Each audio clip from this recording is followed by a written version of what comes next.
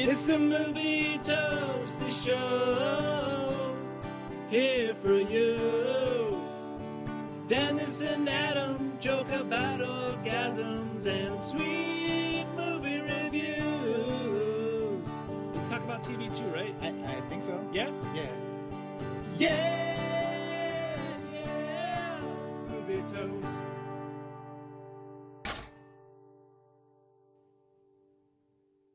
Welcome to episode 215 of Movie Toast News and Reviews. Dennis, how you doing today?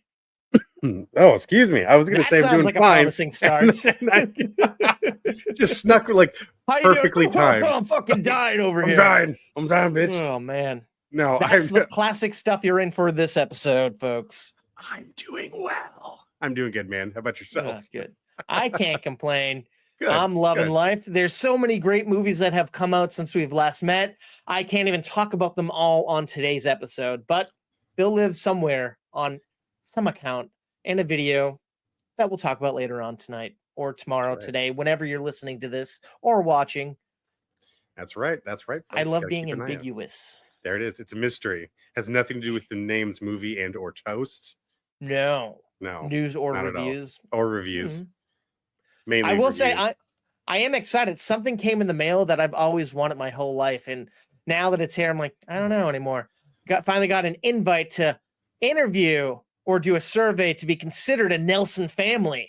Tracked. Isn't that I've always wondered funny? What goes into that. Yeah. Oh my God. No, actually, that's hilarious because I when I was younger, I thought that would be cool too, especially when I was starting to get into film and television and stuff in high school. I was like, that sounds awesome. And I think I even applied and got a email back denying it. You know, there's too many people in our area already or something like that. But it's like interesting. Okay, so it's what's weird? Like they sent out a thing explaining what they are and what they do, and some reason they're like, here to show you we're not wasting your time. Here's $2, and it's like two $1 bills, and go fill out a survey. I'm like, what is this? What am I going to go to a vending machine with your $2? And that's like it's legit. Like that's what I'm wondering now. I'm like, this seems a little weird.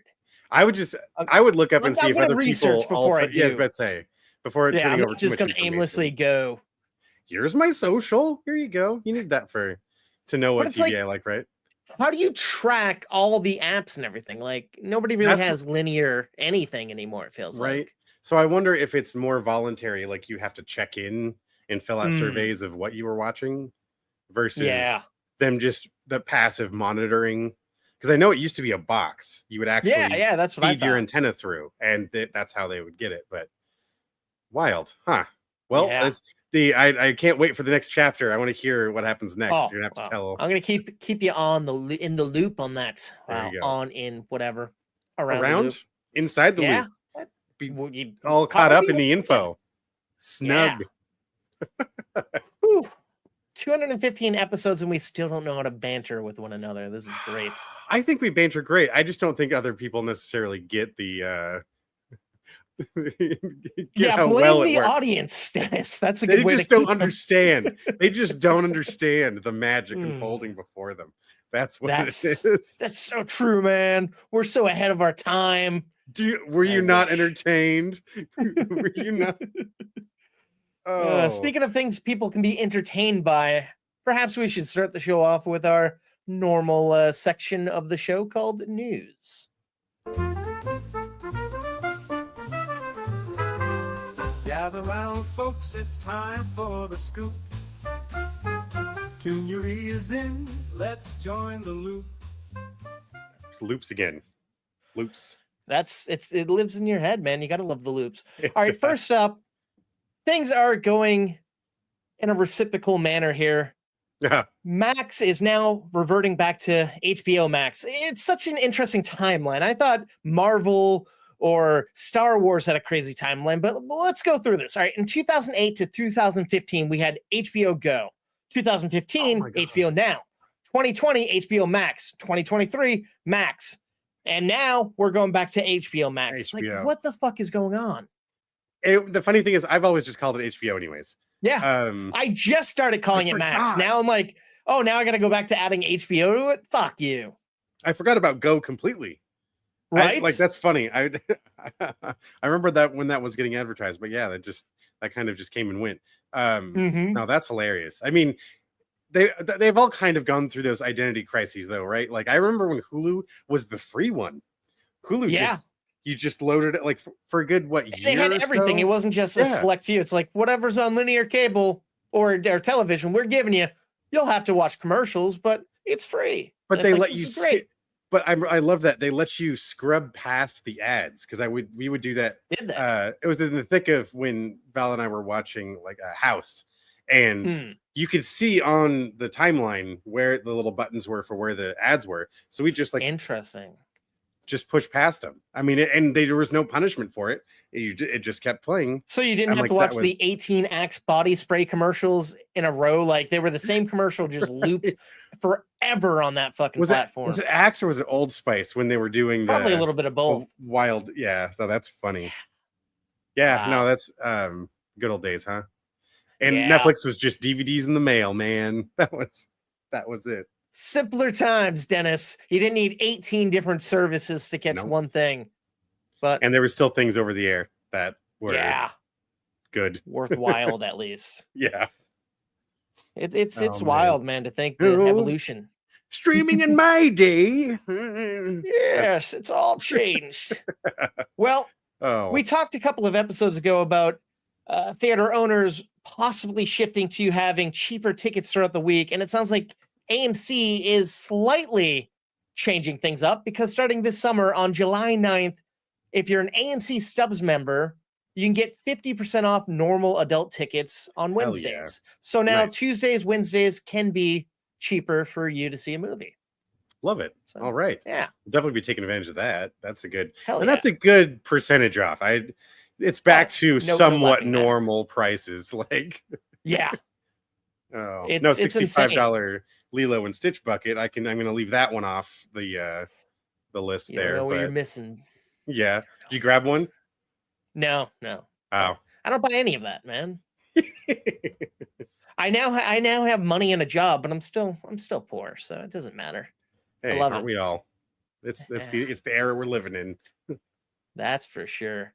All right. Well, talking about things coming back from the dead, seems like Ice Cube's comedy franchise Barbershop is officially getting another TV show adaptation. That's right, folks. If you don't remember, Showtime had a short-lived Barbershop series, but now, years later, Prime thinks they have a winning combination here.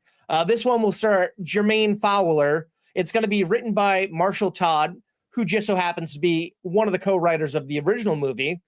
You might be saying, what's it about? Is Ice Cube coming back to join Fowler? No, it's about a totally different group of people working at that same barbershop. It's going to follow a man named Trav Porter, who his endeavors are to follow in the footsteps of his grandfather, a legendary barber at the iconic Kelvin's Barbershop in Chicago. While the barbers are new, the shop remains just as lively. The customers just as argumentative, and the fades are dope in this city, because at Kelvin's, the community comes together for way more than just a haircut.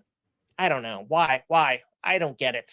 After all this time, well, maybe the with getting the ball rolling on Friday and stuff, maybe he's getting that bug again of just wanting to get the productions rolling out again, and then to be honest, if they're actually, that's a good question. Where's it getting made? Because maybe that's some of the motivation too of bringing some more film jobs back to. That's true. People that need them here. Yeah, so that's very, very accurate. Hoping so. That'd but be pretty cool. Something a little bit more lively here, Dennis. Prime has also greenlit a Creed spinoff series called Delphi, and it'll focus on young boxers at the Delphi gym, which is the gym where Creed trained and apparently now owns. And it's going to be showrun by the guy who happened to have written on a man named Marco Ramirez, who has written on shows like Sons of Anarchy, Orange is the New Black, Daredevil, The Defenders. Oh, wow. Other shows. And of course, Michael B. Jordan will be producing this. Will he be showing up? I don't know. Well, I got to give Prime some props as far as the risks they're willing to take on all these properties, especially these last 2 years. Yeah. They've been having some solid luck. They put money behind their things. Yes. and it shows on screen. Like, I mean, speaking of Without Remorse, coming back to that, that was a great movie. All the lead up with the Jack Ryan series, I was loving that. Now that I think we're getting one more season or something of that before it's done. I think they're doing a movie version. Movie, yes, that's right. Yeah, because it's all building up to Rainbow Six. But I digress. I believe so. Yeah. Good on you, Prime, for just taking risks and going giving us a chance to enjoy some of these franchises in a new light. So yeah, a part of me is like, do we need that? But I'm like, you know what? I said the same thing about Cobra Kai, and I love following kids I had no clue about, and now it can do that same thing in this universe, a little more grounded universe. It's not going to be as dramatic, I doubt, or it could be, right. But I mean, it's not going to feel as CW-y, in my opinion. Exactly. Would imagine. I mean, I could very much say I had a similar fear with coming into Fallout. I love the game. I'm a fan of the Bethesda era, huge fan of that stuff, but I was also very nervous because each game is its own story. There is no main character that connects all of the games together. So what the fuck is the series going to be about? Well, they certainly figured that out, and it was excellent. I had a wonderful time watching it. So I'm curious about this. Another actiony fucking boxing series could be fun. I would definitely check that one out. And speaking of the Defenders, it's now officially been announced that Kristen Ritter is reprising her role as Jessica Jones in season 2 of Daredevil Born Again. And of course, there's been some rumblings that other Defenders will show up. I know you haven't really caught up on Born Again, right? Have you? Not yet. No, I'm holding that one for after I've fully finished Andor. But okay. But I will say, I don't want to spoil, but the way this season ends, it's like, oh, they got to bring the Defenders in. So this seems promising. Nice. Yeah. Well, Jessica Jones is probably my favorite other Defender, so I'm glad at least one of the best. You got our core 2 that I'm most concerned about here. Awesome. I mean, I know you're waiting for Iron Fist. Don't lie. You can't trick me. Just walking around barefoot in New York City in my suit. I'm a white guy who studies the dragon martial arts, and I think I'm not even gonna. I'm whining about something. It sucks. Except everyone else in the show is cool. I was about to say everyone else was poorly written compared to the other series. And I feel, and you could totally see that the star feels like he got burned. Like it's very clear. He's like. He physically went through the training. He looked good. He had the muscles. He did the training, but he just didn't have the right scripts. I don't but I'll give him that. If they give him another chance in Defenders, let's really tighten that up and really show what Iron Fist can do. And it seems like they learned their lesson and course correct it with season 1 of Born Again. So hopefully they're not going to water anything down. Like it has moments that are like, holy shit, this is even as rated R as the old Netflix was. The old Netflix series. The old Anywho, I'm excited. They've announced Conan O'Brien has joined the cast of Toy Story 5, and he'll be playing a new toy named Smarty Pants. I don't know, but I love Conan. But isn't that franchise a perfect name? Like I don't even know what the toy is. Right. But the fact that it's called Smarty Pants and it's him, beautiful. I'm already here for it. And of course, I don't have the quote here, but when I was reading the interview, when he announced it, he's like, oh yeah, I asked if I was playing Buzz or Woody. And they're like, oh, that's going to Tom Hanks and fucking what's his face? I wanted to say Tim Allen. Wow, that's Tim Allen, yeah. And he's like, Tom Arnold would be awesome. And then he's like, but no, Smarty Pants is way better than all these characters. I don't even want to be a Buzz or Woody. I mean, of course, it was more comical when the way he put it, but yeah. But now I can't get Tom Arnold as Buzz Lightyear out of my mind. Hey, Woodster. In an alternative universe, I could see it.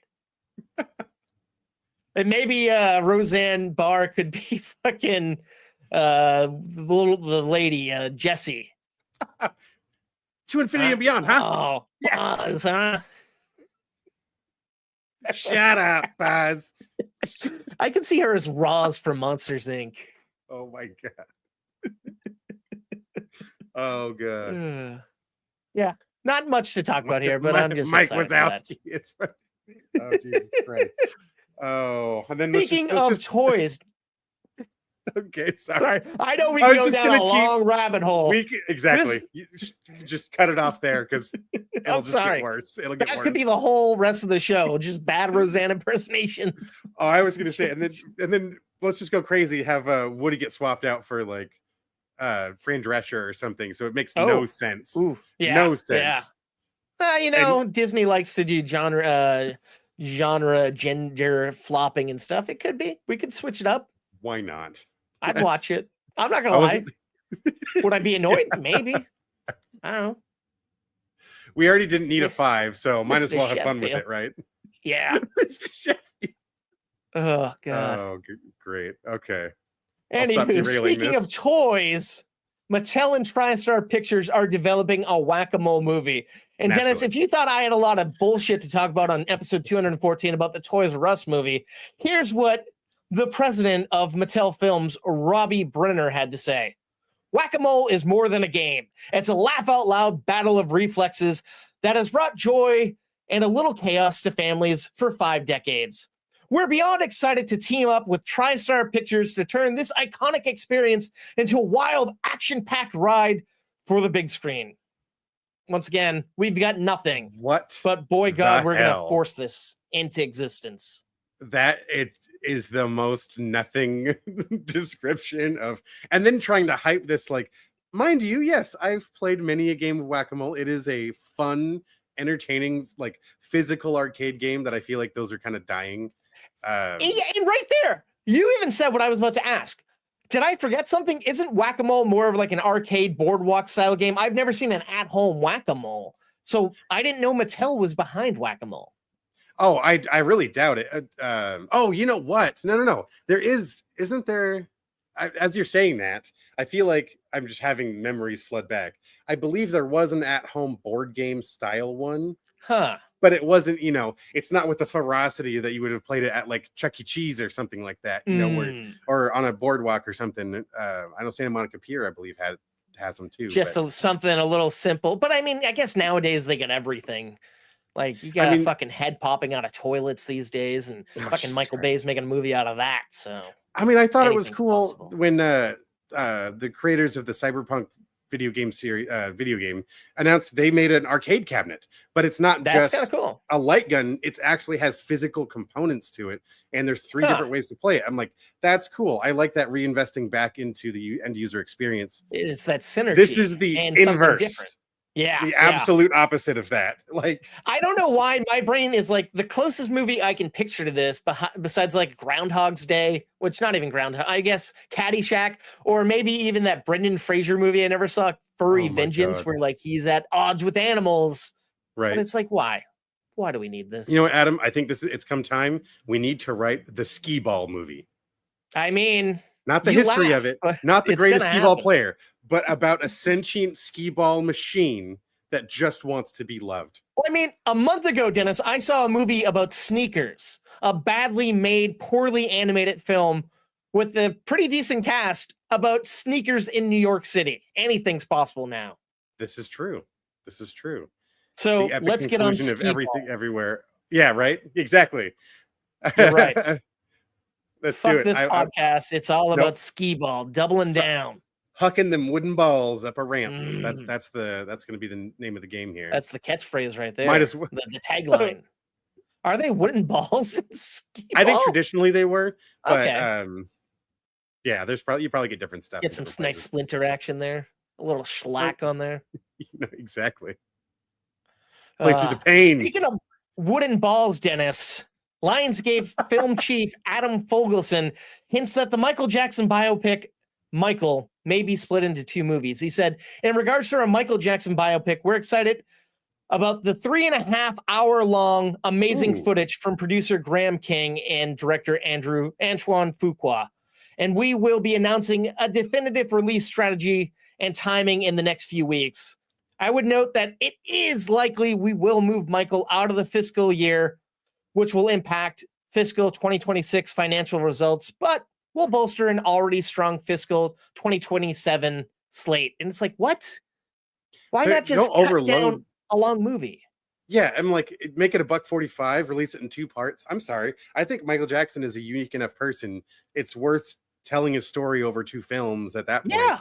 You can't have a much more iconic like contributor to popular music on the planet than Michael Jackson. I mean, he's had, childhood, middle age, controversies, returning to fame, death, so much. Like literally, it's from beginning to end. It would be an interesting story to see on screen. So take your time with it. Don't Jesus, like 3.5 hours, man. That's a nobody's got time for that. Whew.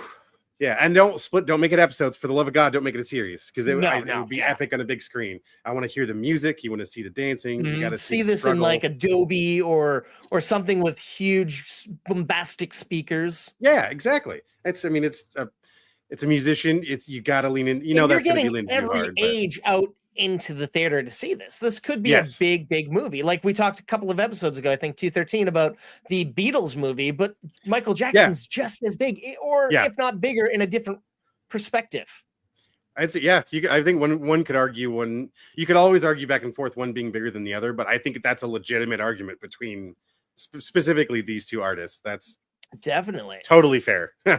Yeah. So I guess they're going to announce in a couple of weeks what they're doing, but it seems like they're going to be splitting it into 2, which is nice. Give it the respect it deserves. Yeah. I don't mind. Yeah, speaking of things that we may not necessarily need, the company behind the Has Fallen, Hitman's Bodyguard, and Expendable films are developing a John Rambo prequel to First Blood. It'll be directed by Sisu director Jelimir Helander and written by the duo behind Black Adam. Ooh. I'm sorry, but there's First a combination. Was a young man. Sisu, a fantastic film, but Black Adam, come on, couldn't finish it. How old was Rambo in the first movie? He wasn't that old. No, it's got to be a recast. It's got to be a recast. I mean, there's no way. It's got to be a recast. Yeah. It's about him in Vietnam, but right. So at this point, it's a Vietnam War movie. Yes, it's in the very beginning is him making his way back. Because what is it? He wanted to take something to the mother of one of his dead buddies from Vietnam, and once like that mission was complete, he kind of just had nowhere to go. He was wandering till he wandered through the wrong small Oregon town, and we know that old story. Yeah, but don't I know it? It's like, I'm sorry, why? It's like whatever we can imagine in our head is probably better than what will be on frame. Exactly. And Sly Stallone's not even associated with this, so it's like, come on. And that's where, that sounds. That's a slap. Sound effect right there. I'm 100% with you on that. I think that some of the mystere of the original film is, I mean, at that point, America is still reeling with this exact fact, like what they're highlighting in that movie. It was serious. It was bad. What he experienced was awful. And seeing what he's able to do by himself as a one-man wrecking crew, exactly, the shit that he's done is going to be even more brutal. But you can't capture that on film, I don't think. Well, I'd argue they already did in the sequel. Yeah. Like he ends up going in when he goes back to Vietnam in one movie, he goes to Afghanistan in another movie. We see him do all of the shit. It's like I'm with you. I don't know. I like the old the first 3 Rambo movies. I like them all. This just doesn't sound there's any point. Leave it alone. I'm already nervous enough about some of the other little anxious about Running Man. Don't do I have faith in Edgar Wright. Yes, he's going to do something different than what we've seen before. Exactly. Hope. And what's going to be entertaining. It just always scares me to take something that has its own little beloved cult following, and then doing it. But like you said, it is at least it is elements that we know. But I know what you mean. There's a lot of things that they touch, and it's like, okay, do we need it?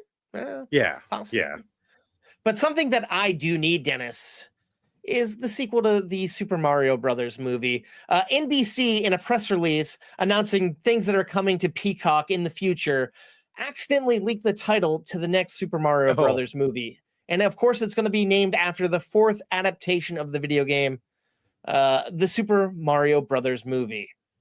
It's going to be called Super Mario World. Of course, that's where we met Yoshi, and they teased Yoshi at the very end of the last movie, so it makes sense. Okay, interesting. Not much to talk about, but yeah. Yeah, I'm like, all right, we get a little more Luigi this time, please. I hope so. Give him a ghost busting vacuum clean, like Charlie vacuum. needs some work. Come on, folks. Great. And a little more Donkey Kong. I like the DK. Seth Rogen did a pretty damn good job with that. Yeah, why not? The movie murdered it in the box office, so okay. Yeah, I'll staying in the realm of video games. The new Street Fighter reboot is lining a pretty top-notch cast. We got Jason Momoa, Noah Centineo, Roman Reigns, and Andrew Koji. Just to name a few. That's badass. And I'm like, all right, cool. I like them casting already just like gnarly huge dudes too. It's perfect because I'm not gonna lie, whenever I see the cover of like a WWE video game or something, I always feel like Roman Reigns looks a lot like Jason Momoa already, so I'm gonna get these two confused somehow, I bet. Well, not unless like one is Sagat and the other's Guile or Bison or something. True. Yeah, I could easily see. Well, they're all big dudes, so I could see them being any of them. So true. Yeah. Fun. That could be cool. And I mean, I'm really excited because this could be a fun movie. The last one was kind of cheesy, but it's like you said, a cult film. People love it, and people love the games. The games are still killing it on the market. Oh, yeah. And that's what infamously Raul Julia's final film that he made for his kids. It introduced a couple other actors. It was like some of their earliest films.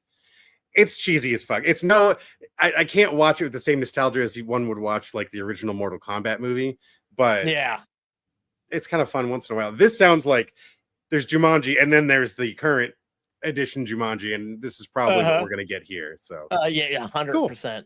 I'm intrigued.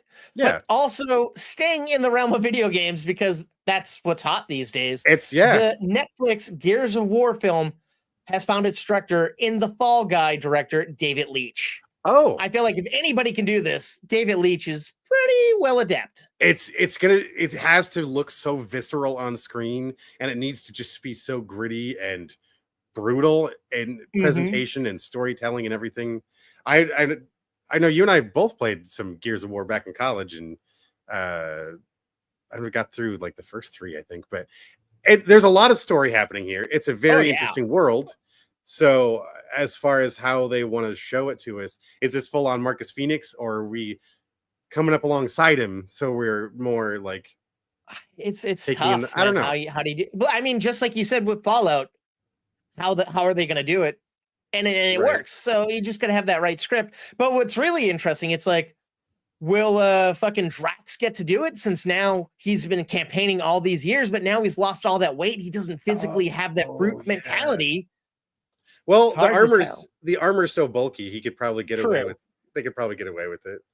It would be great if they just put the voice actor John DiMaggio would be awesome. Oh, dude, that'd be something. I mean, doesn't really fit the part, but I respect John doing anything. Bender, At least they should make him like someone in the movie. Yeah, someone in the background, someone on the team. Make him Carmine A. Keep that joke alive, please. It's like, why not? Like with these video game movies, they always got to get rid of the original cast, and it's like, but they're so iconic. But yeah, it's very hit and miss. Make money. You got to get asses and seats.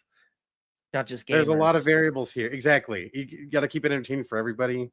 But at the end of the day, it's making an action movie, like a sci-fi action movie. Yes. Why not? Like that should be enough to get people to show up. So I feel like Leitch is someone who really believes in practical effects, coming from a stunt background. I think we'll get some really cool stunts in this movie if it comes out right. Yeah. I'm on board with this. For sure. Oh, yeah, something else non-video game related that I'm questionable on is Ryan Reynolds was recently on the Box Office podcast, and he told host Scott Mendelson that he pitched Disney an R-rated Star Wars.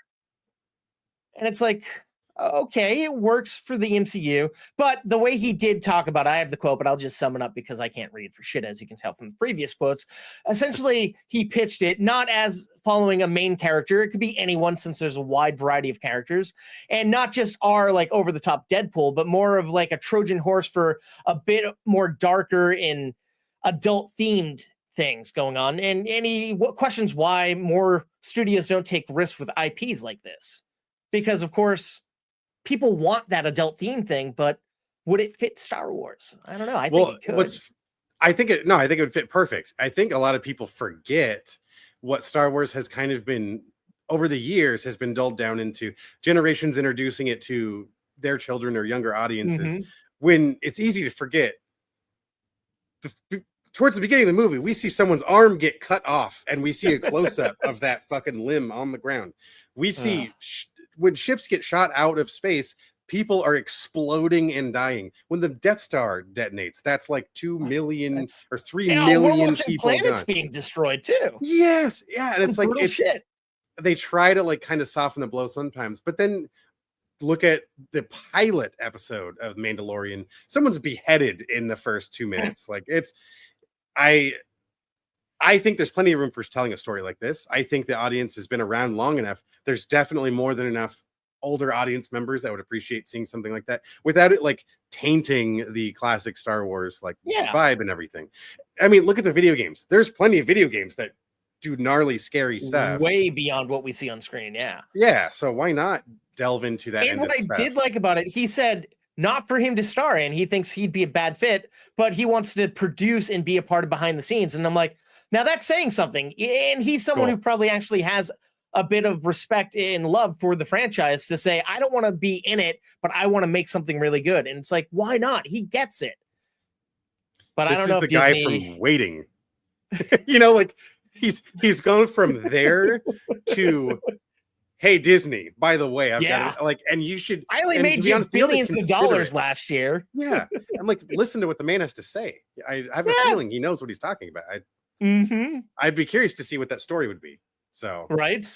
So hopefully that could pan out. That'd be he didn't say whether they were leaning towards it or not. But what Disney is leaning towards is moving the release date of Avengers Doomsday from May 1st to December 1st of 2026. So still in the same year, but multiple months down the line. And now that Doomsday is coming out on December 18th, it will go head to head with Dune 3. So it's going to be a magnificently huge Christmas cinema experience for everyone. Which is a great, that's another like peak time of year for people to go to the movies.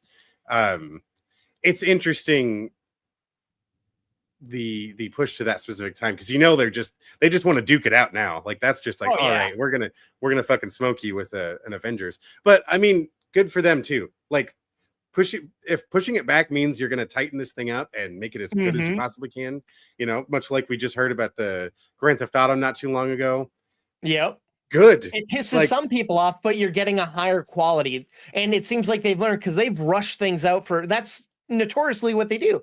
Here's a release date. We don't have a script, but we're going in production. But they're like, hey, we're shooting it now. And of course, they've had a lot of flack not giving their visual effects teams enough time to actually make good CG. So hopefully a couple extra months will be nice for everyone. Exactly. But that does cause a really big avalanche of things for other companies, because people tend to market their films on dates that they're not going against mega hits. So now this could change so many other things out of whack. And of course, with that coming out in December 18th of 2026, Secret Wars is now being pushed back from May 7th to December 17th. And also, we were supposed to get Spider-Man No Way Home, or what is it? A Brand New Day, sorry. That was supposed to come out in between the two Avengers movies. I wonder if they're going to have to change up something in that story since it's coming out before, or if Sony's going to push that as well. Now that Peter's been pulled into the Avengers pretty solidly, or at least there is a strong connection that it's good. One story is going to reflect the other. So interesting. We'll have to see how that plays out. Definitely. I don't mind things. They didn't take it off the schedule though, So that's yeah. But they did, I believe, get rid of a couple other untitled Marvel things. But I have a feeling in 2 months we'll find out what their ultimate scheme is at Comic-Con. Because I mean, they went out with the bang last year. I bet they'll come back this year even harder. Oh, especially maybe show some clips from Doomsday. I don't know. Right, or Fantastic Four will be. It's releasing that weekend, so that weekend. That's we're right. gonna get something big. Right. We'll just sit there and just have you watch it. I mean, that's what they did with Deadpool Wolverine. They brought everyone the movie that opening night. It was, and they had the whole cast there right as they were bringing out all the returning characters that we didn't know were in the film. So it's like they know how to do Comic-Con. But I don't know. But it seems like they know how to make a movie now, and they're learning from their mistakes, putting out less shows, less movies, and just focusing. Right. So hopefully they're learning. Yeah, no more 3 movies a year plus 2 series.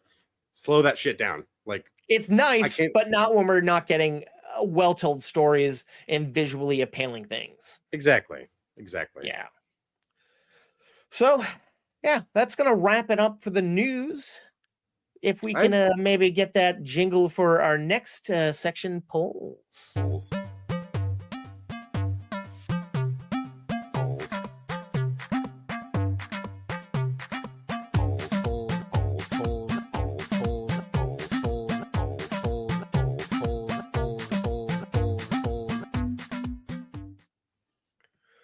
All right, folks, on episode 214, Dennis reviewed the latest Cate Blanchett film, Black Bag. So I wanted to know what the Toasties' favorite Cate Blanchett movie was out of The Curious Case of Benjamin Button, The Aviator, The Talented Mr. Ripley, and Elizabeth. Wow, that's a good spread of things here. Jesus, different swap. I'm not gonna lie, I don't think I've seen any of these things, and I'm it's sad, but I feel like there's some bigger things that she's done.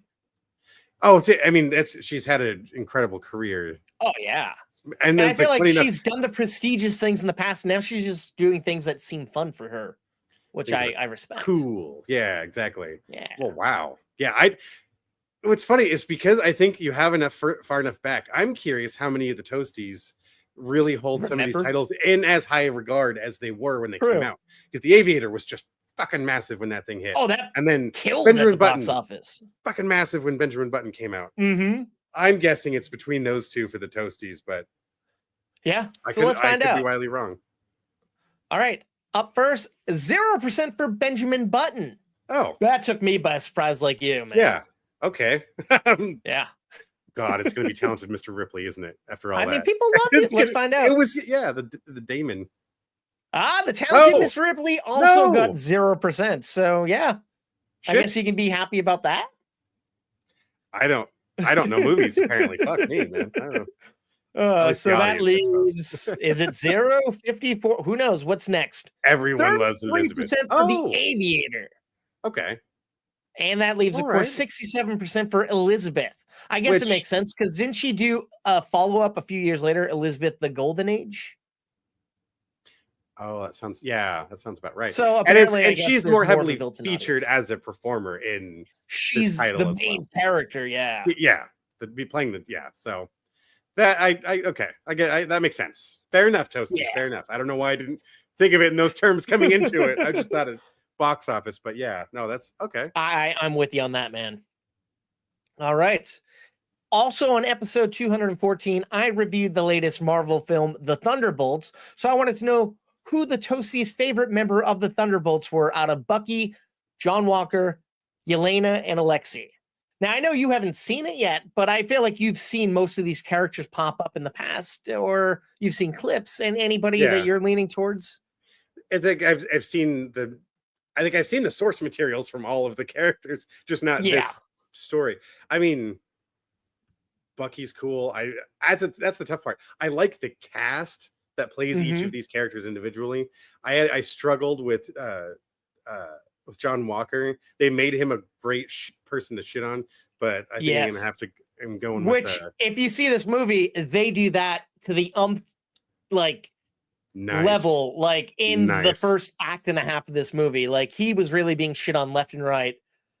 But then they also give him a little bit of heart and reason to feel bad for him. And of course, you grow to love him through the evolution. But yeah, when he beheaded that man with the shield, I thought there was no coming back for that character. But they found a way.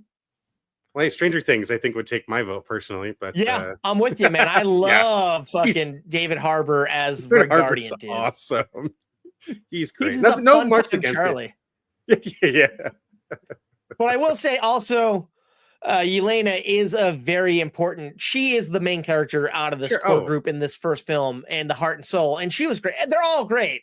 And I feel bad I only chose 4 because you only have the option of 4 on X, and there's a whole lot more characters in this group. But let's find out what the sounds like it might be a follow-up poll there in the works. Possibly. If you review the movie at some point down the line, I could put the other cats on here probably. For sure. Yeah. I'm putting that on you, Dennis. You got it. Yeah. All right. 0% for Alexi. Oh. I thought he would get somewhere in the top 3 at least. At least a couple. Yeah, at least a couple of votes. Jeez. Yeah. What a letdown. Yet. 20% for Yelena. I'm kind of surprised by that. Florence and I thought she'd be like first or second. That's what I thought. Wow. Once again, we don't know shit, man. Damn. 40% for Bucky. That makes a little more sense. Yeah, but and all right. Wait. Okay, 20, and 40% for John Walker. I'm like, 40 and 40, that's not 100. Nope. But another 20 gets us there. That's for sure. Interesting. All right. At least it was a split between, at least that was even. I thought John Walker would have been lower down, but like I said, they really did give him a little more heart and soul this time around. Right. Okay, interesting. Yeah, no, I still gotta check this one out. So I will report back and let you love to hear what I think about it. Yeah. See, maybe if you like another star of the movie, maybe they weren't your favorite, those 4, and maybe the other 4 might be your favorite. But that does bring us to the main portion of our show, man. The feature presentation is here, folks. Reviews. That's right. Lights, camera, action, it's review time. Dennis and Adam, we gon' blow your mind. We're stepping up to the plate, ready to swing. Analyzing movies like a scientist with bling. All right, Dennis, scientist with bling number 1. You're bringing us a music biopic, right? Yes, I was gonna say, even speaking of bling, here's a little flick called "Girl, You Know It's True." So this is the story of a band called Milli Vanilli. Now, I feel like a lot of people are familiar with, aren't those guys that were caught lip syncing? Like, they were just lip syncing the whole time, and they were kind of famous. They had one hit, and then they kind of just disappeared. Yes and no. There's a lot more to the story that is actually quite fascinating. So we have Tian Nihi and Ilan Ben Ali playing both Rob Pilatus and Fabrice Morvan, otherwise known as that's a mouthful to say. Rob and Fab, names. Right? Rob and Fab of Milli Vanilli, and they both started off pretty young as dancers. They knew right away they were just meant to have an audience. Like, they just had those personalities. They're handsome young men. They work out a lot. They break dance. They go to breakdancing clubs where they perform and stuff. And they're kind of known in this, like in Germany, around Munich. And they are discovered by this woman who works for a record producer by the name of Frank Farian, who's played by Matthias Schweighöfer, which I believe we're both fans of this gentleman. He's Army of Thieves. He's the safecracker. Oh, I love that guy, man. Don't know his name, but every time I see him, I smile, man. Yeah, Matthias Schweighöfer. Great actor, and he does a great job in this one. So he plays Frank Farian, who he's the guy that came up with this concept. And funny enough, this wasn't even the first time. He'd done it in the past with another group that came out of Germany who's had a lot of hit songs. What was it? Regardless, he'd done it once before with like this disco group, and he's like, let's just do this again. He already had the singers. He already has the music. He needs a face that can be put on TV. As MTV is dawning, he realizes just how powerful the image of the group is, equal to the music. He's phrase that comes up a couple of times. You aren't listening with your ears; you're listening with your eyes. in this era of music. So it's true. It's being blasted at you left and right on MTV. MTV's just tearing it up over the airwaves. It's the new thing now. As they release this album, it goes through the trials and tribulations of their rise to stardom and their slow descent into the inevitability of them getting found out. It's when they move to Los Angeles and everything crumbles. And man, I gotta tell you, the way the story is presented is really cool. You have our main two characters, Rob and Fab, are actually talking to the camera, to the audience at the beginning of the movie in an otherworldly sort of studio, like a fourth wall break, or where it's like, and here we're going to tell you the story of, tell you some things you won't. We know what you think you know. We're going to tell you a lot more. Actually have the one of the producers that helped create their music, who that's where their name comes from. Her nickname was Millie, and they hated the original name for the band was going to be Top Deck, and they're like, no, that's terrible. We're not going to be Top Deck. And because Millie Vanilli makes more sense, right? They're both silly names. Oh, and that scene is hilarious because Millie's telling them we can think of something better, and the boys are eating like ice cream. They're eating vanilla ice cream at the time. So next thing you know, they start going by Millie Vanilli, and it's the way they tell the story. We get a couple of fourth wall breaks, but they do it really artfully. It's beautifully shot, and there's a ton of locations. Art department had their work cut out for him. Like there's a lot of set dresses. They shot the look of LA very, very well. They shot the look of Germany in several cities. It looked really cool. I thought it was well performed for something that didn't get a huge draw on its release. I remember vaguely hearing about it. This thing was solid. The music sounded good until they start singing. And it was heartbreaking. They did a really good job of I really felt for these guys. They followed their passion. They hoped one day to finally but then they're going to hear us, right? And then they're going to hear us, right? And you just see that slowly deteriorating at them. They start falling to drugs and alcohol, and all of the inevitable like rock and roll lifestyle sort of thing hits them. But it's a beautifully tragic story, and I honestly liked it way more than I thought I would. Nice. I was never like a fan of the music, but man, the story is riveting. I just couldn't look away from this thing. At it 2 hours long, honestly, I didn't even really notice that much time go by. It stays interesting from 1 minute to the next. It doesn't ever, to me, never felt like it was dragging too long, and it was constantly feeding you information or emotions. You know, it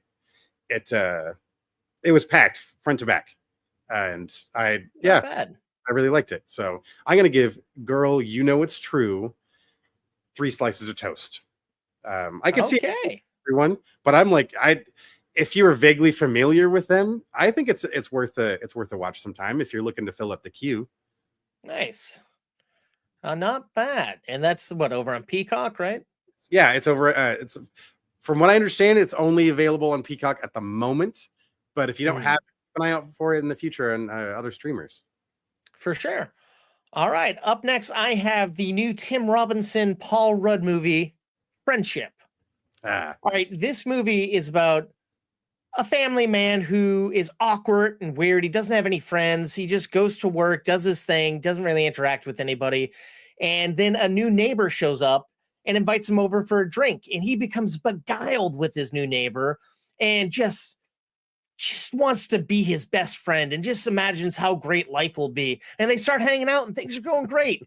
And then one night, the neighbor invites some of his other friends over, and our main character is a little awkward and it's unsettling. And then the neighbor ends up blowing him off and things get really tricky for our main character. And by God, this movie, I'm trying not to dive too deep into it because it's something that you got to just witness and take in on your own because it's so unpredictable. It's random. It's weird. I don't know if you know Tim Robinson. He does this this fantastic sketch comedy show over on Netflix called I Think You Should Leave.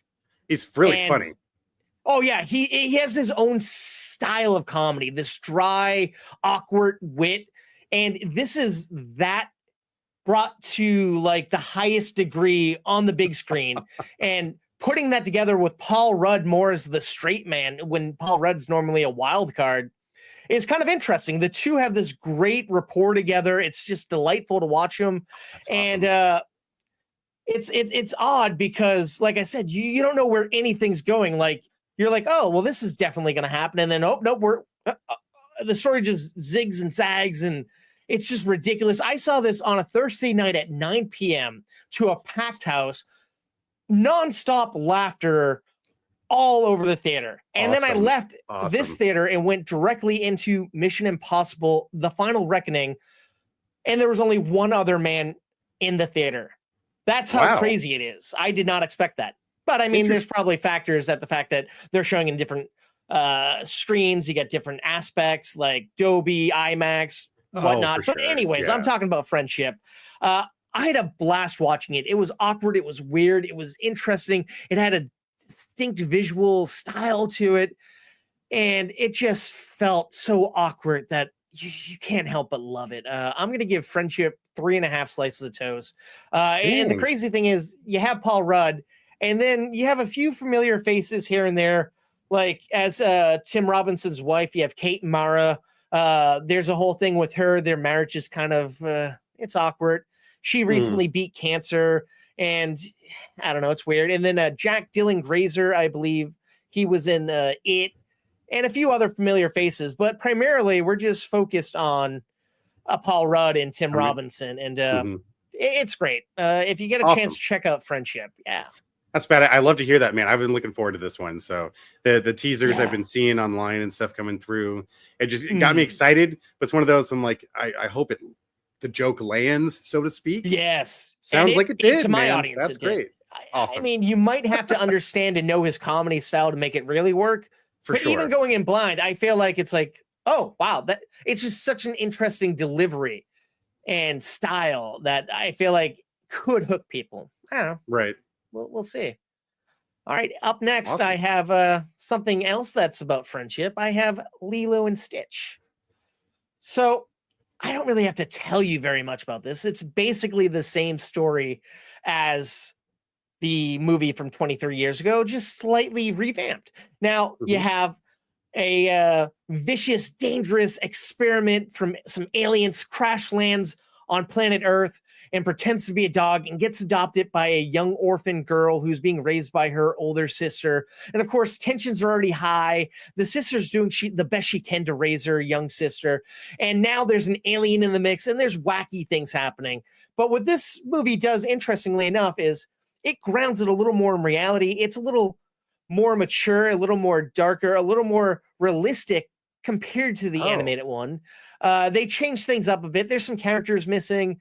There's a little bit of a, I don't know, it's different. You're not getting exactly the same thing that you got 23 years ago. Okay. And the weird thing is it's longer than the movie was back in the day. In fact, it's a minute longer per year that this movie took to come out. It's 23 minutes longer than the original. Oh, that's funny. But by God, it's heartwarming.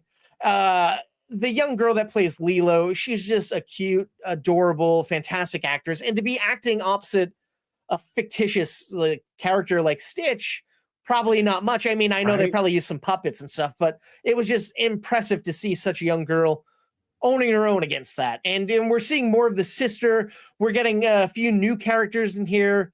And the cast is really fun. I mean, our main characters, I don't know who they are, but we're getting Tia Carrara. She plays like the woman from Child Services. And then as Jumbo, we're getting Zach Galifianakis. As Pleaky, we're getting Billy Magnuson. As Bubbles, we're getting Courtney B. Vance. And just a few other familiar faces. You'll see, you'll be like, oh, that person. So it has a good cast. It's not as heartwarming and cheer. Like something about the original, I always smile. I always get excited. And I did get that with this. And there was some nice subtle comedy. And it was fun seeing Stitch come to life, but it just felt a little bit, I don't know, not as glamorous as I wanted it to be, but it wasn't bad. Yeah. I was surprised when you said this one's like darker, more intense, when I'm like, man, I remember when the animated one came out, it is dark. When right away we're getting hit with that threat of I'm going to take your sister away from you. Mm-hmm. It's like, which we get so that now here. I'm Oh, sure. Yeah, I assume so since you mentioned Tia Claire's character, which I didn't even know she's in the movie, so that's awesome. Yeah. I'm now even more excited. But Seeing her is like nice seeing her nowadays. It's been a while since I've seen her. But I mean, and the way they take creative liberties, it's not just beat for beat what you've seen before, which is good. I know could be for some people they could get upset because things change, but it's like I want something different. Like I've heard already since the CinemaCon, they screened How to Train Your Dragon. That's beat for beat everything you got in the animated, and I feel like why do that? I don't need that. I want something different. This is made for modern times, and I don't know. I feel like it works. It works really good, but I love the original more. And I wonder if that's just because I grew up on it. I don't know if kids will feel that way. But I mean, it's killing it at the box office, man. It already made the same amount of money that Thunderbolts has made in a month. It's made in like 3 days already. So Jesus Christ. It's killing it worldwide. Yeah. Well, at least I'm gonna give Disney's making their money back on Thunderbolts then. So exactly. You're right. And I mean, there's already talk about doing more of these, and I don't see why they would stop. I mean, it was funny. I remember enjoying the sequel, the animated sequel to the first Lilo and Stitch. Now, is that Leroy and Stitch or Lilo and Stitch 2? Because I know they did a couple of different ones, and then a series that was kind of Pokemon-ish, where they're going to capture other experiments. Well, I believe that was set up in the second movie, where the other experiments like crash land, and it's that initial they're getting hunted after, but they like help a couple along. But I believe that's what sets up the show, was like, okay, we got to go find the rest of the other experiments, and they kind of tease a little bit of that at the end of this movie. Interesting, which is kind of nice. Yeah, fair enough. I mean, it makes sense. It is a beloved, like, modern classic, I think is safe to say, because I think not only were people like took it in right away when it came out, you still, I mean, as you know, you still see people with freaking Stitch tattoos and people all about the Lilo and Stitch when life. I walked in, like I said, a 9 p.m. showing for Friendship on Thursday night, I think I've seen more people in the concessions and bathroom with Stitch apparel and whatnot. Yep. More than I've seen on a Thursday night in quite some time. Like, people love this character. And it's interesting because a lot of the marketing, it's Lilo and Stitch, but you're just seeing Stitch. You're not even seeing Lilo. It's like they know what people want. They want to see this adorable alien.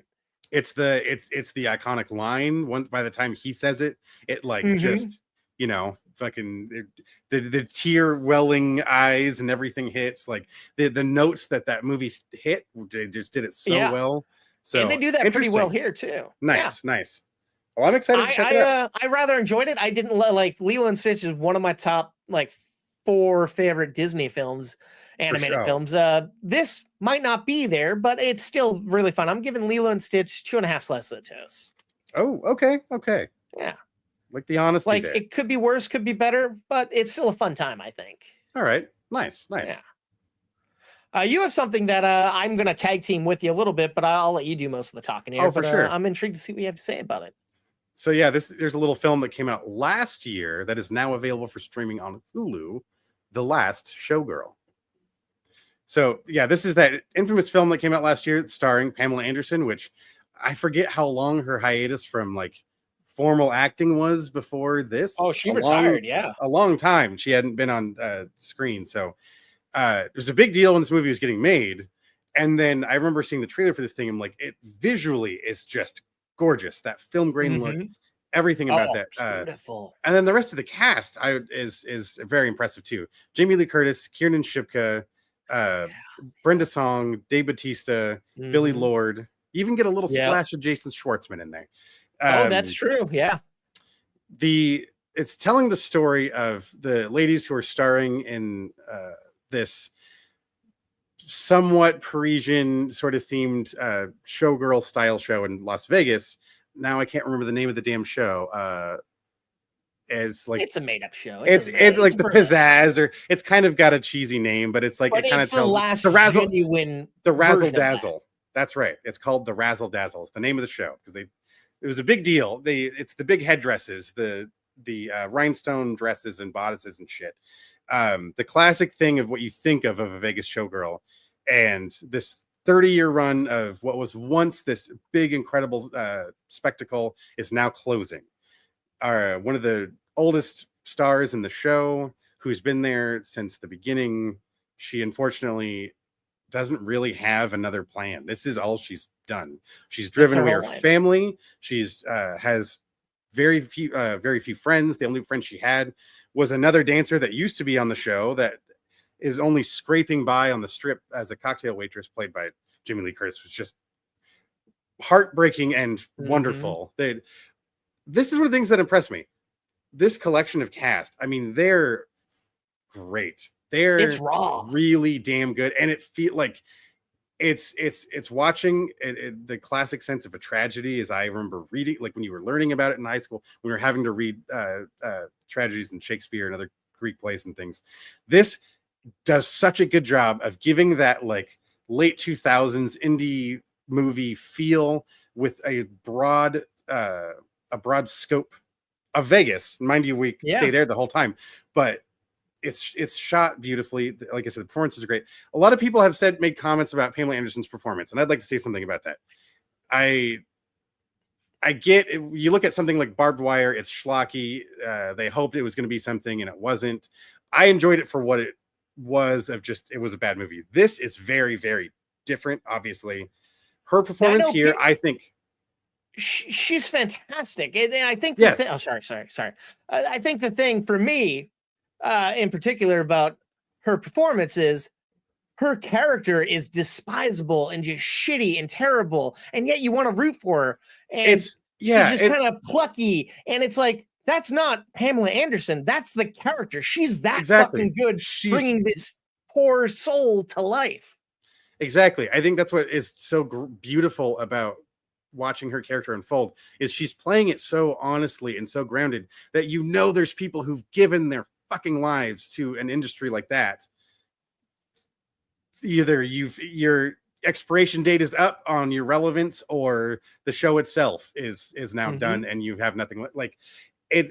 That's what I found so endearing about it. Like it's just like, God damn it, stop making these decisions. Like, I loved there was a scene. I don't even want to say the dialogue because it gives away parts of the movie. But she said, "Oh, you know what? I'm gonna move to this place, and I'm gonna go to this thing. That I was totally invited to, that she wasn't."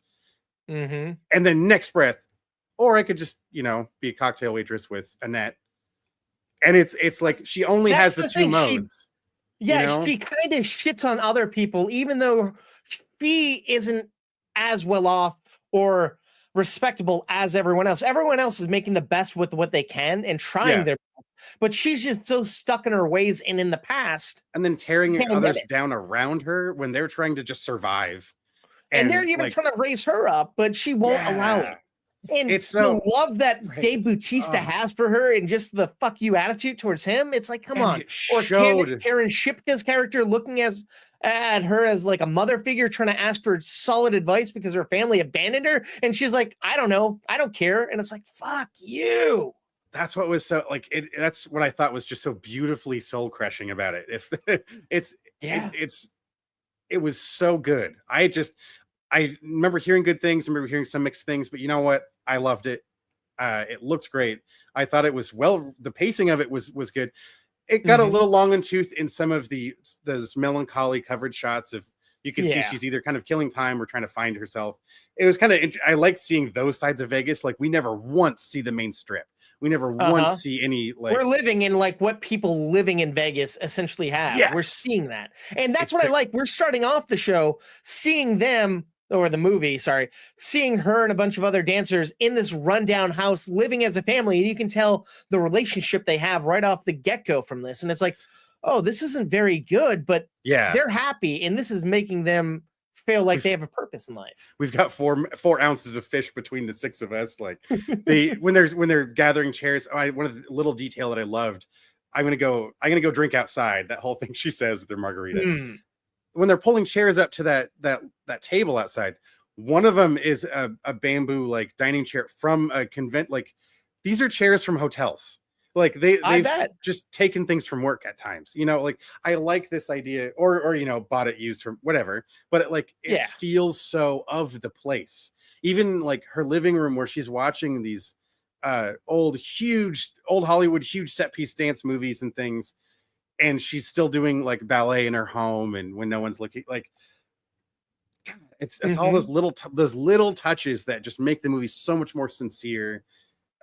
Billy Lord tearing her down, like the uniforms they wore were actual like stage uniforms that they used in big shows. Oh, and they actually filmed in live casinos. Like they went raw. Like that's awesome.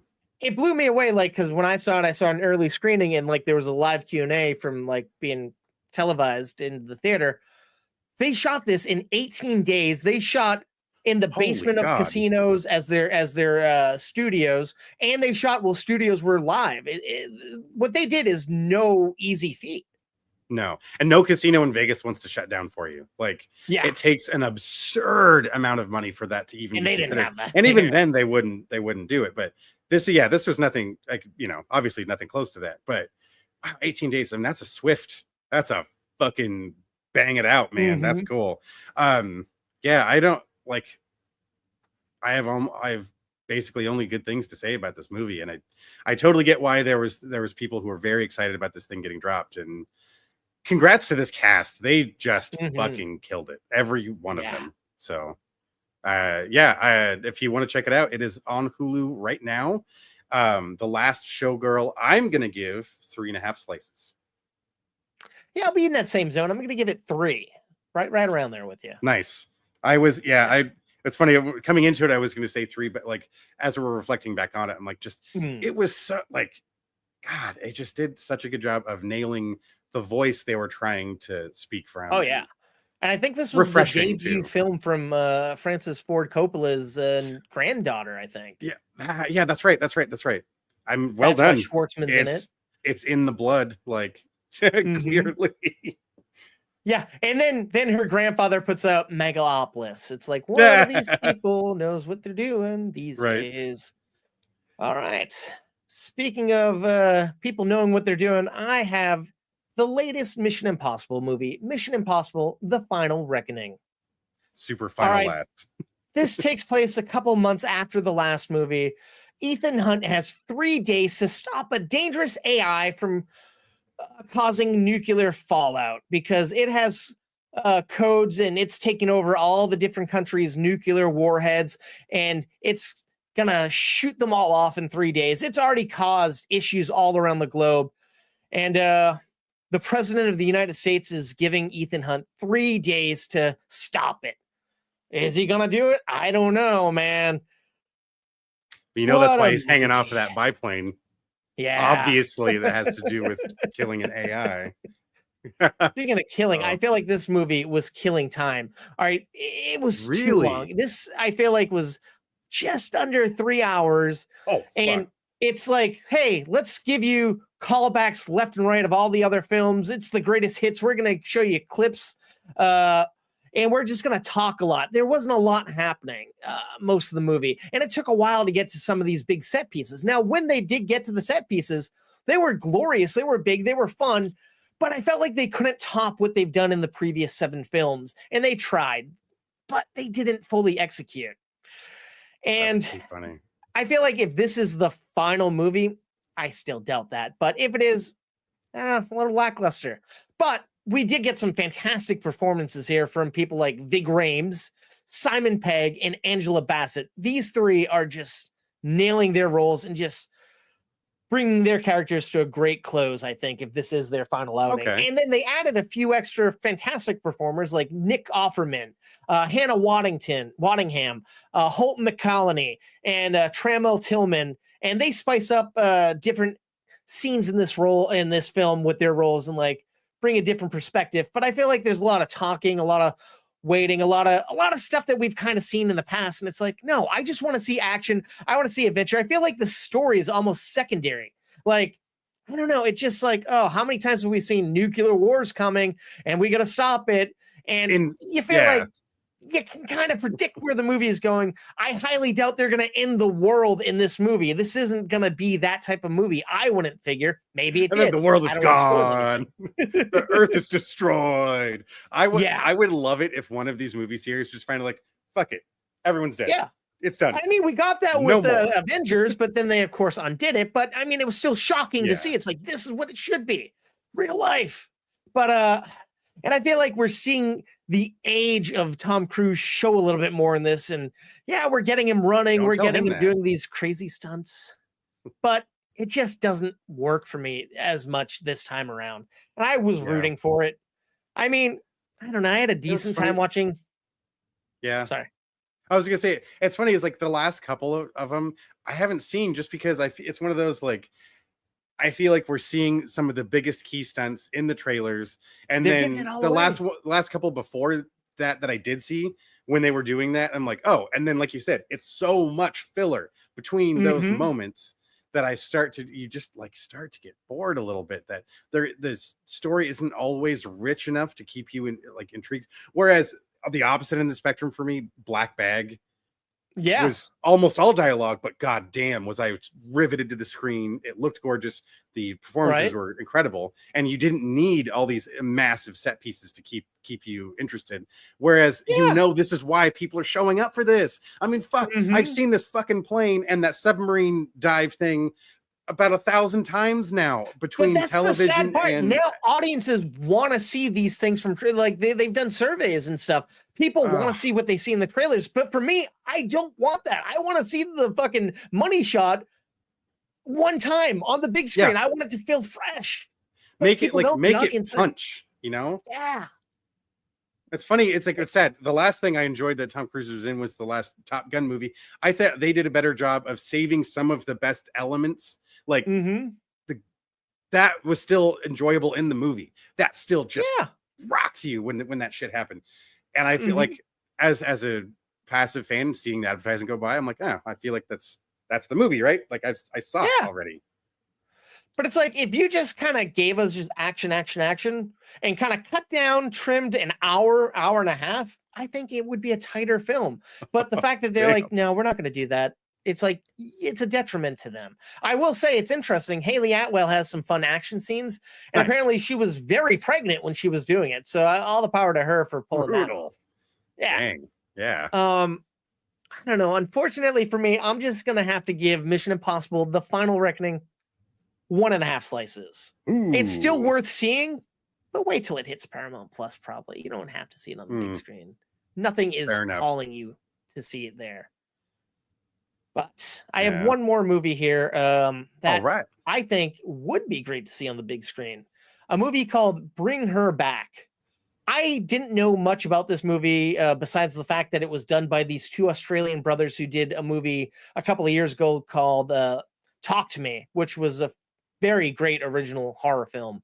But this movie, by God, I loved.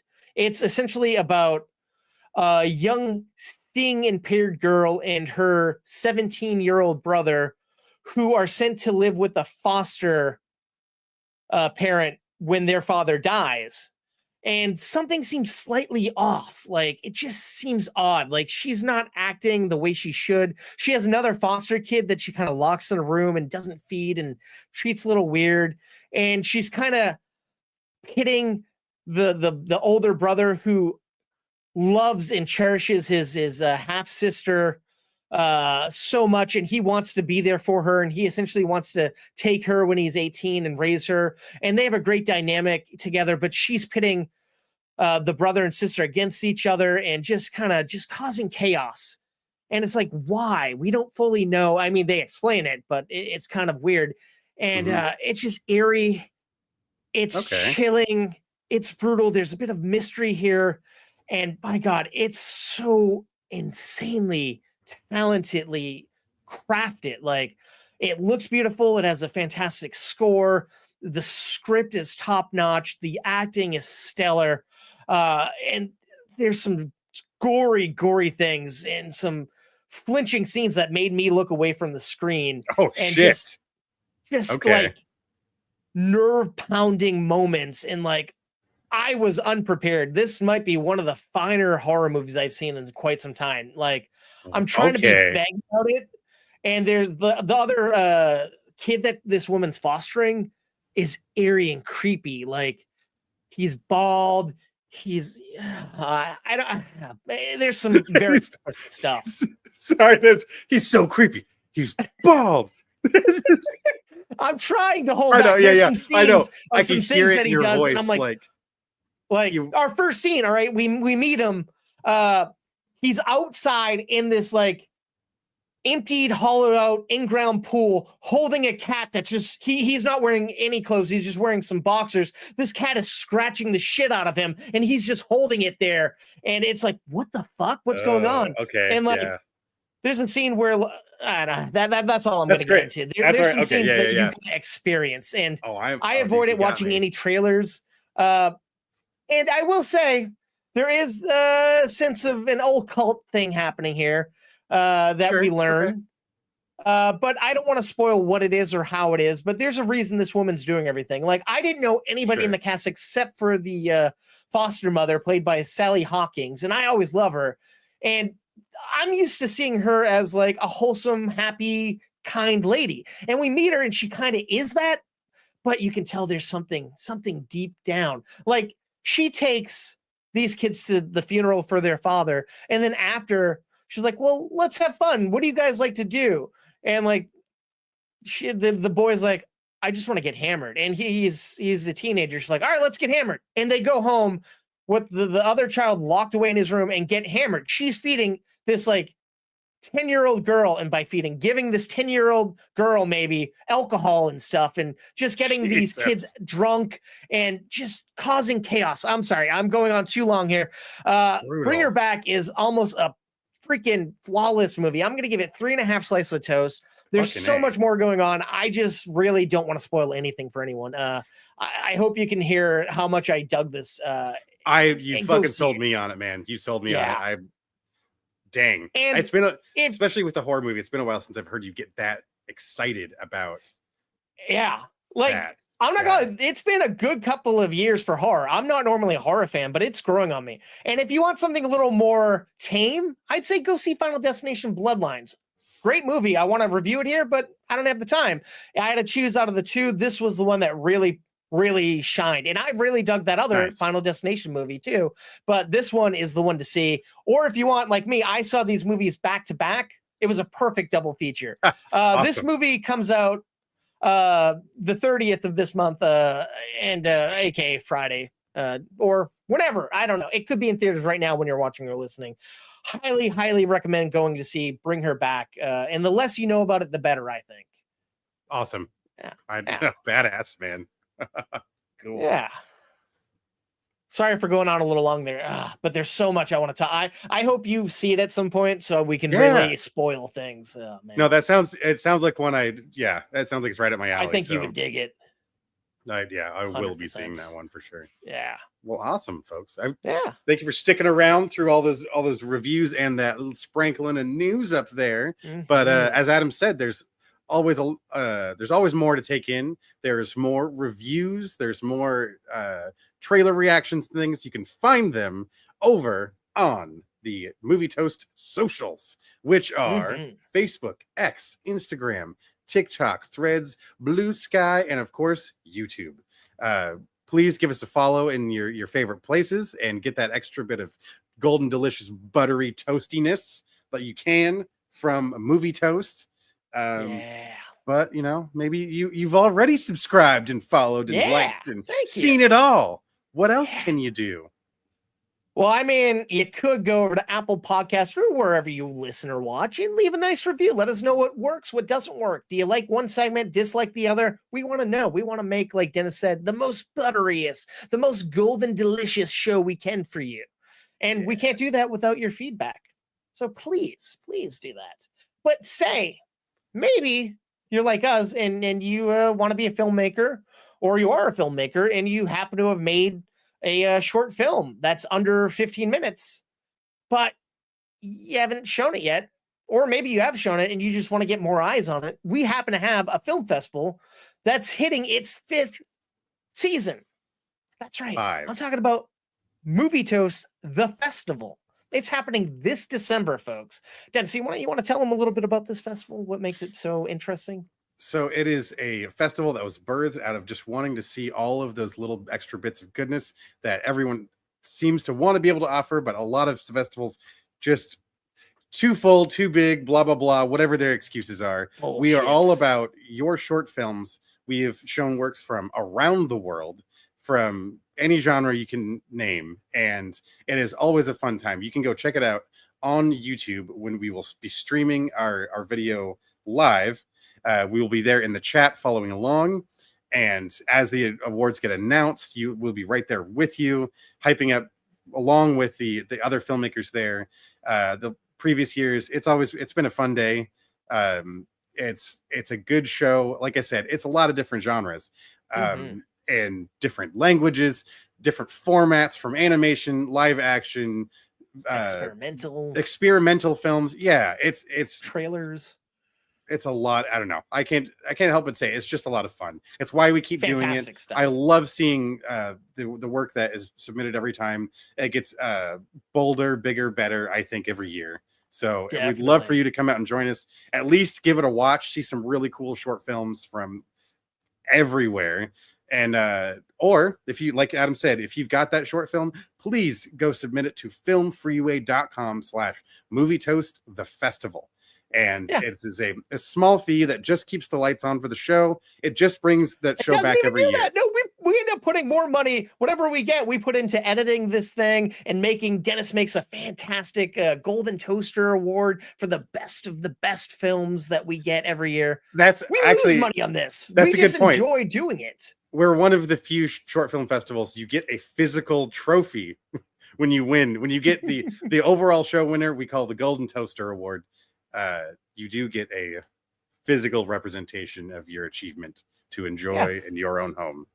We don't have to do this. Like, we just we always watch big budgeted things, and it's nice to see things made by people who support our show, and it's just giving back, essentially. Oh yeah, and there's been several times where we've seen stories told that deserve a big screen theatrical length treatment, and that's kind of the most fun part. I can't wait to see who of these filmmakers we're going to see years down the road with their name on the big screen. Yeah, I agree as well. So.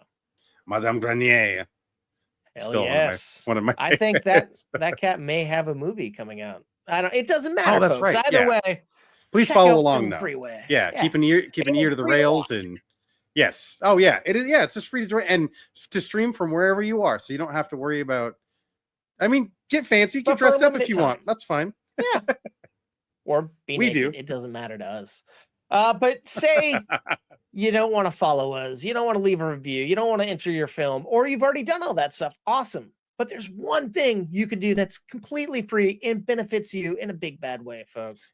We always end the show asking you to please stay toasty. I'm the Dennis, they're the kings of the real. Reviewing new movies, they keep it real. Coast to coast, from LA to the east. On the podcast show, they feast on the beast. Adam's bringing knowledge like he's Professor X. Dennis with cuts deeper than Wolverine's claws. I guess Marvel, DC, they know them all by heart. Breaking down the plot, tearing every scene apart. They got the juice like Tarantino's Pulp Fiction. Breaking down movies with a sharp precision. Adam coming in hot like a John Wick hit. Dennis bringing the heat like the climax of a Tarzan flick.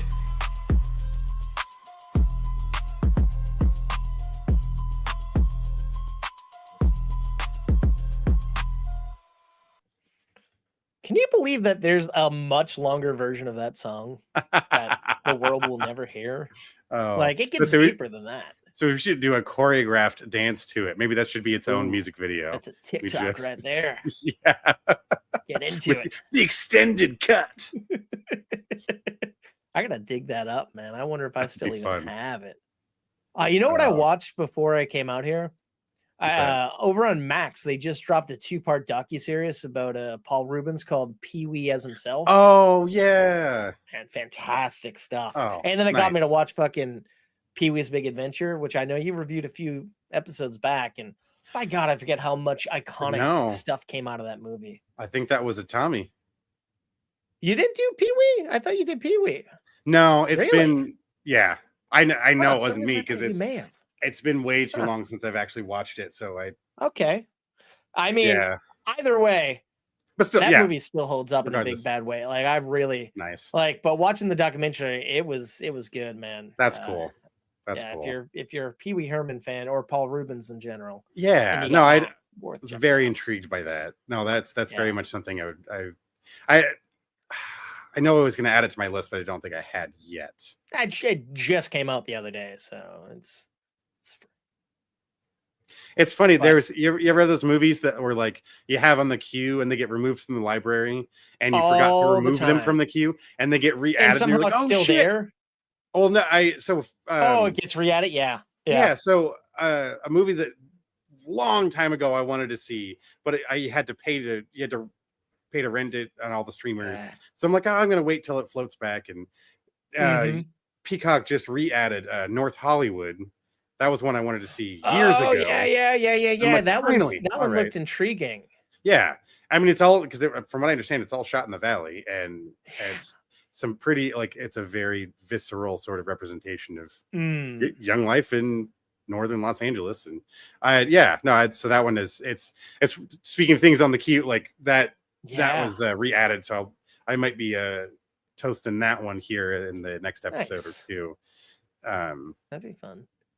Have you been keeping up on these for some TV talking? Have you kept up any of the news about King of the Hill since it's just creeping closer and closer? I mean, whatever I can. They keep fucking edging over on their fucking X page, man.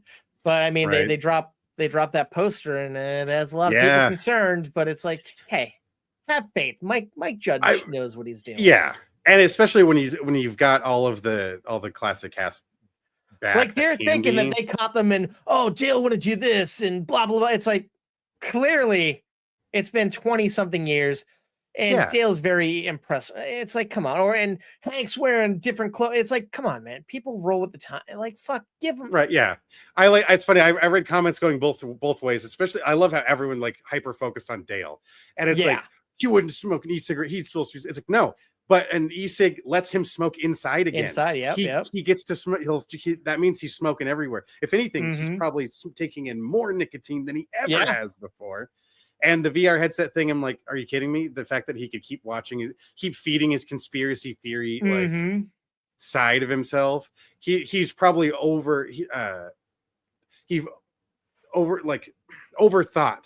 the mind controlling effects. Like he's probably thinks there's some crazy backdoor thing about how, don't worry, I put tinfoil in my ears before I use it, of course. Or someone made it sound like, this is safe to use. It's so much, and like, come on.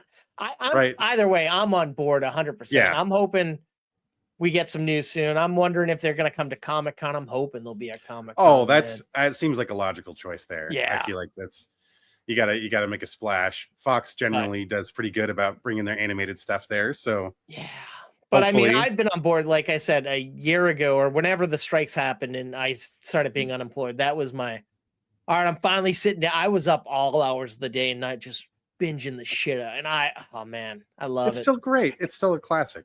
Although I'm not gonna lie, I did the same thing right after with Futurama. Didn't hold up as well for me. But King of the Hill, as timely as ever back then. Yeah, I think it's also the focus of the story and the comedy. Yeah, like, it's much more King of the Hill is much more relatable. It's much more just the comment on American culture and the family structure and stuff. I think is way more relatable at any age.